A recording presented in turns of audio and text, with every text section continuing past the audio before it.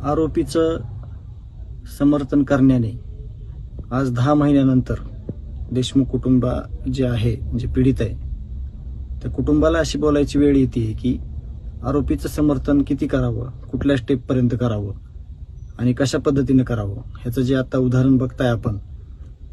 जो दसरा मेळावा झाला त्यावेळेस सुद्धा लोकप्रतिनिधीचे फोटो लावून, स्कॅनर टाकून दसरा मेळाव्यासाठी, चहा पाण्यासाठी, अल्पोपहारासाठी किंवा दसऱ्यासाठी पैसे गोळा करण्यात आले. तसंच आत्ता मागच्या 2 दिवसापासून एक स्कॅनर फिरतंय की आरोपीचं नाव अशाला असं राहिलं पाहिजे, आरोपीची ओळख पुसली नाही पाहिजे आणि त्याला लोकप्रतिनिधी जे की आरोपीचं समर्थन करत आलेले आहेत, आतापर्यंत एक शब्दही न बोलता आरोपीच्या विरुद्ध, आरोपीचं समर्थन करताना जे आतापर्यंत दिसलेले आहेत ते लोकप्रतिनिधी